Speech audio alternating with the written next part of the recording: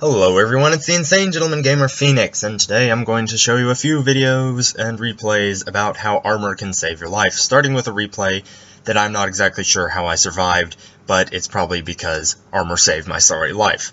So I'm in the G54 Mod 1, which I really like this tank. It just got a buff in patch 9.12, which dropped today, I think. Odd how they went 9.10 to 9.12, but whatever, it's, Wargaming's decision to do that. But being one of the few who's actually a fan of the KV4, I feel like this is a smaller, compact, more mobile version of the KV4, just with a smaller, less pinning gun. But it's got the same type of playstyle. It's, roll up to a corner, side scrape if you're tier 8, just destroy everything in front of you. If you're tier 10, in the tier 10 match, weep and, hope that nobody big spots you. So I'm on the airfield map. I'm heading up north to the normal heavy spot because this is a tier 9 battle, and so I figure I can probably hold my own. Now, two things to note about this upper hill area on airfield is, one, that normally already love to fire on that spot because if you can find the right spot in an artillery piece, you can shoot right onto the corner where most heavies like to poke around, but since there aren't any artillery in this match, another thing that probably saves my life later on, that's not so much of a problem. But the other thing is, heavies can either poke on this upper ridge up here where I currently am, or they can poke down on the bottom there, which, as you'll see, I'll turn around and go that way in just a second. But that is a prime spot for some snipers to sit, and we've spotted a 1390 who is deciding to do a bit of scouting. It's a popular scouting spot right there behind that rock. And so, being slightly impatient, I guess, I decide to sit here and wait for him, see if I can get a shot on him. So I'm sitting here, giving him some time. Oh, he's got a shot on me. I barely got a shot on him. I shoot, I miss, he shoots, he bounces. So I pull back and decide with that 1390 there's no way that anybody's going to be able to make a push around there without the snipers seeing them and just laying shots into them. So I'm going to try and push up this way. But, as you'll see in just a moment, a lot of the other tanks also made that same decision, so it gets pretty crowded up there. So I decide to poke back down here, 1390 out in the open, take another shot as he pulls in, do a healthy chunk of damage, pull back, see if I can get another shot on him, but he decides to play wise and stay behind the rock. Now, it's at this point that I spot the Tiger 88, one of the snipers I was mentioning earlier, and the IS-8 comes down here to help me out. I realize that there's not that much room to maneuver, and the IS-8 is probably better at this job than I am, so I decide to pull back up and help out the folks up here, also seeing that there's 3 tanks up here, and the only thing to shoot at down there is either the 1390 when he pokes out, or the Tiger 88. But it's a little crowded up here, so we're all jockeying for position, trying to figure out when we can get shots on somebody, and I managed to plant a shot into the AMX CDC before pulling back and realizing that I should probably turn around and cover the other flank. Because, an E75 and a T-34, punchier guns than me, probably better suited. Plus the Ag Tiger's making a move up here, and he dies, thankfully, before he can get up here to the SU-101, we'll hunt him later. So I decide to push around, saying, screw the 1390, I can angle well enough. I get up here, plant another shot into the CDC, and angle around this corner somewhat. Then the IS-8 comes up here, kind of blocks me. I get shot by the CDC, I was checking there to see if I could find the 1390, but I ended up getting tracked, and my teammates, being the nice, helpful, puppy teammates they are, decide to push around me and leave me behind. So, realizing I'm not going to get that way anywhere fast, I decide to go after the 1390 and basically remove him as a threat to the rest of the team, and I get shot in the ass by the Panther 88 and bounce a T26E4 shot. So then I take a hit from the 1390, and this is where I basically turn into an idiot because I get tracked in the open, and the T54 Mod 1's armor basically saves me because the 1390 is shooting at me, the T26E4 is shooting at me. I think I might bounce a couple other shots from some other players in this game, but I'm basically stuck in the open, so I end up, there's another damaging shot, I end up basically kind of reversing. I'm focused more on the 1390 right now because I know he can shoot me easier, but he's dead now, so I'm on very low health. Basically, that T26E4 has just shot the dickens out of me until I'm down to almost dead, as in somebody could sneeze on me and I'd probably die at this point. But then again, I suspect he might be in that bush, because the shots were coming from there. So I plant a shot, but it kicks up dust, so I know he's not there, because otherwise nothing would have happened. That shot would have hit his invisible tank.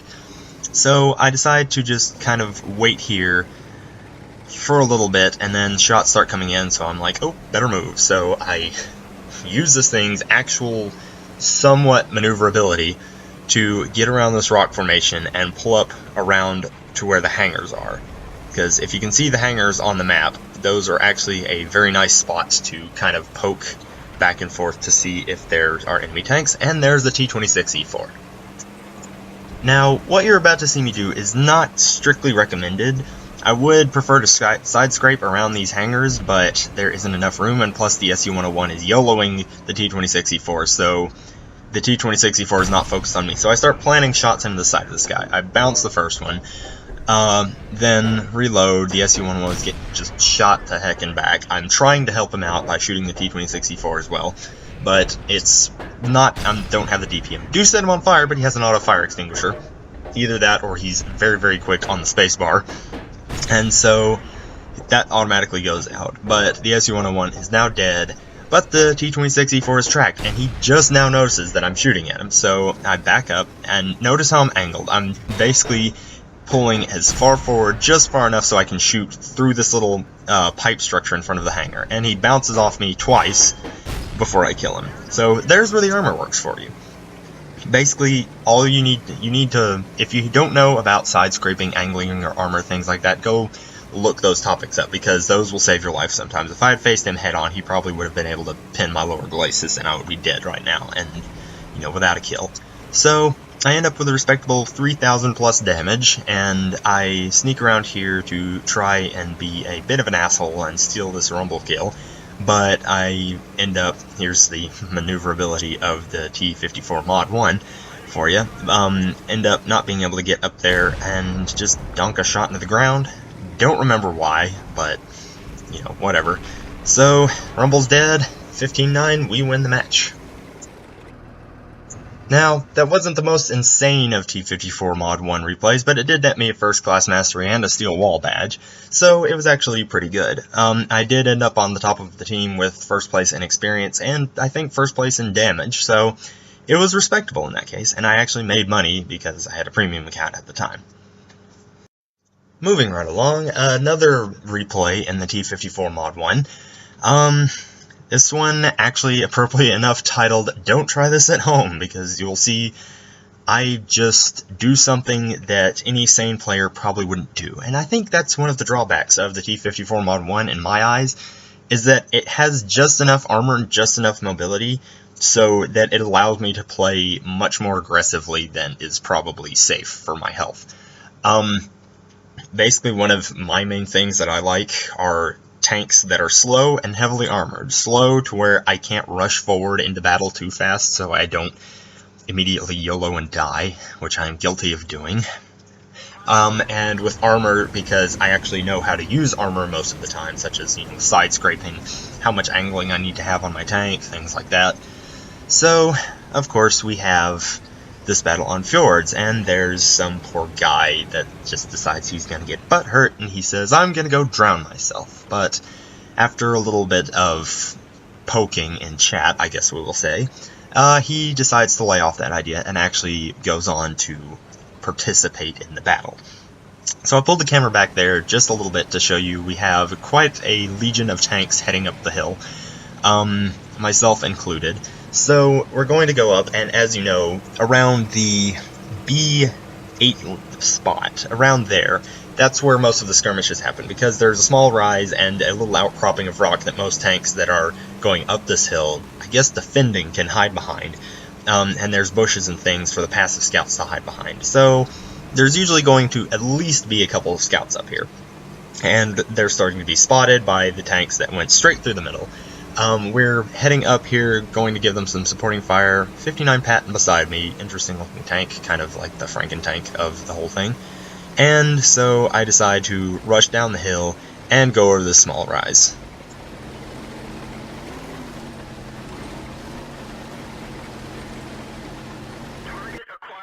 Remember how I said, don't try this at home? Somehow this works. So I end up going after the Type 59. I take a shot from the E-25. I ram the Type 59, take another shot. A couple damaging shots, but not that many. The E-25 is just bouncing off me. The T-34-85 bouncing off me, so I decide, wait, that's way too many tanks, I need to back up out of here. Keep bouncing shots. Finally take a damaging shot, I think. No, that wasn't a damaging shot, that was another bounce that just happened to hit a critical module. I'm trying to shoot, I'm bouncing as well, because the pin on this gun is only 175 millimeters, and that's not that great. Putting some effective fire now into the mass of tanks, I end up going up just enough to shoot this E-25, but it goes straight over the top of him. Nope, never mind, it goes straight into him. I'm sorry, I'm trying to narrate on the fly here, and this is just a lot of action. Getting shot with APCR, I think the E-25 is firing HE at me as well, so I'm staying back here. I've decided, hey, that almost worked, but I've spotted all these tanks, my friends are lighting them up for me. I decide, you know what, heck, let's go for it again. I hit this Type 59. Sorry, LTTV, I just kind of rammed you right then. But the push ends up working, and as I push forward, the rest of my team pushes forward, and we end up driving most of the tanks back, shooting the T-28 Proto from effective cover. The Type 59 is down, and the rest of us are able to push forward. Woo! So now, basically, the enemy team has been pushed back by our massive firing squad that we have formed. I think it's 8-0 right now, and we spot artillery. So, artillery has just fired, so I decide to switch my aim to him. The T1 Heavy shoots me with HE, does 5 damage, so I decide, you know what, my friends will take care of him. Go for the artillery, get around him, and boom. There he goes. The Type 1 is down. Everyone's down up here. It's 12-2. Now we just have the Jagdpanther and a couple of heavies to go after. So we basically just kind of steamroll past everyone and shoot on the move. This poor Jagdpanther just gets completely obliterated. And we move forward towards the cap zone. The enemy congratulates us on the steamroll, and we just generally have an amazing game. So at this point I do like we all do and have a bit of a brain fart and decide that instead of capping I'm going to try and snipe from just beyond the cap circle. And basically there's really no point. The two heavies down there are basically finished. The rest of our team is going after them, and there's not much I can do from here because they are both hidden behind the ridge. So I get up here. I actually do have some long-range shots at the IS-6, and I do manage to shoot and straight into the ground. Oh, RNGesus, you so silly. So I sit here, waiting, reloading, fire again, bounce him, decide I'm gonna load HE, because why not? I have 2 rounds of HE in this tank, might as well use them. Fire 1, do 15 damage. Yay me! So, farming that efficiency. IS-6 shoots at the 59 Patton behind me, I shoot again, I bounce with HE, move up a little bit, somehow bounce the shot on the front of a T-34, and the IS-6 shoots me, misses, so I decide he's behind the ridge. I'm just going to back up and join the 59 Patton in the cap after I donk another shot trying to hit his turret. So he's behind the ridge, there's nothing much I can do here. I look behind me, back up. Very important, I angle in front of the 59 Patton. Do this for your teammates. If one of your teammates is capping and you are between him and the enemy, even if the enemy has no chance of shooting back, angle in front of him so you can protect him. But now, I'm pretty much laughing my ass off because the IS-6 just drove into the water, and the game is basically over. He drowns, our teammate drowns, it's all fun and games. We win, 15-5. And with that, a second-class mastery, Steel Wall, and Confederate, because I didn't do as much damage, but I'd like to think that due to my insane push around the corner, I actually did inspire our team to move forward and do something. So, make sure if you're going to lead the charge that you actually have teammates to shoot things. Now, this last replay is a bit of a doozy. I'm platooned up with my mates, Dragoon and Blue, and they're basically laughing their asses off at me right now, because I'm in a Churchill 1, but I'm in a very special Churchill 1. I have the top turret, but I also have the 2-pounder equipped because I am a dirty scrub who is trying to save up his free experience. Look how tiny that gun is. That gun makes this thing look so sad. So, meanwhile in TeamSpeak, Dragoon is just laughing like crazy, asking me if I'm insane or not, and I'm saying, well, hey, it can't be worse than the Howitzer, which I've been using. A little context here, I have the modules unlocked, but I don't have the guns unlocked yet. So, I'm basically derping around.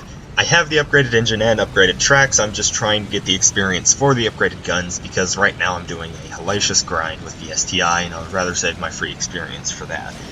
So I decide to go north, and I'm laughing because this poor pitiful sound that this gun makes, but the rate of fire is pretty decent, and that will come in handy later. No spoilers intended. But the rest of my team is going forward, and to make this worse, this is a Tier 7 match. So, Tier 7 match in a Churchill with the 2-pounder. How much damage would you expect me to do? Well, first start, I could get a couple shots in at 59-16. That always helps, even though I bounce off of 59-16, which is a little sad. But I get 2 shots in, and I get the kill. So, yoink, there we go. But moving forward, I decide to go up along that little shelf where most of the snipers sit, because I know this thing isn't going anywhere fast anytime soon. Moving along, basically, I just kind of roll up to the top of that shelf and sit there waiting for the team. One soft cut later, and I'm at the top of the hill, and there are actually things to shoot at up here, but nothing that I can actually pin. The Japanese tiger is hiding behind a rock over there. He's actually using cover pretty well. I'm trying to shoot at him, but all to no avail. I decide to try shooting at the side of the Sherman, but he just bounces my shots and laughs at my poor pitiful self. So I'm starting to kind of lose hope. By the way, if you notice, chat, Blue actually is in TeamSpeak, just Blue's mic is broken at the moment, so they are basically responding to Dragoon and I's banter in Platoon chat, which is actually a bit helpful, even though it might seem a bit out of context here. But I decide to move forward just because I feel like I have nothing to live for in this poor, sad excuse for a gun. Get into this little depression here where you can kind of sneak up on enemy tanks if you're low enough and fast enough, neither of which I am. But it does help me advance and get forward to spot this tiger. So I head up, and there's a scorpion. Now, as any of you might know who had to endure the scorpion spam and cackled with glee over it, the scorpion has no armor but a very, very punchy gun, which that will come in handy in a moment. So I move up here, I see the scorpion, and realize, hey, that's something I might actually be able to pin. But there's a tiger between me and him, and there's a rock between the tiger and the scorpion. So, put a couple shots into the tiger, he shoots me, he actually bounces somehow. The Churchill does have a very weak frontal turret plate, so if you ever come across a Churchill 1, just shoot the turret. If the gun is pointing at you, just shoot the turret. It will go very well for you. Churchill drivers are now mad at me, but I don't think there are any Churchill drivers who didn't realize that. But the Scorpion comes out, so I manage to start peppering him, and he misses his first shot. So he keeps trying to shoot me, I keep shooting him in the gun shield, no armor. He does hit me for 252 though. So I decide, damn the torpedoes, full speed ahead.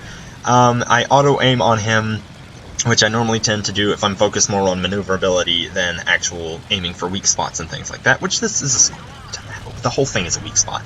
He misses his next shot. I shoot at him again, I keep peppering the fire into him, he misses the next shot. So he's moving back, trying to find cover, he gets behind this little hillock, so I decide to move forward, and I'm closing in on him. My platoon mate is screaming, go after him, he's yours, you can have him, and is also trying not to laugh hysterically at the fact that I'm actually doing quite a few points of damage in this game. He misses another shot, so I move forward, and he's next to the hill. So, almost like something out of a Roman warrior novel, I come and push him toward the cliff. Now at this point, he's on the edge of the cliff, and so am I, and my friend is screaming, jump on him. So what else am I gonna do? So we both go down the hill, I'm firing wildly, I manage to get behind him, do a little damage to myself, get behind him, bang, and bang. Oh, one more shot. And he is down. And I have done a lot more damage than I expected to do. But, as I'll notice in just a second, there's no way out of here. So, I'm stuck.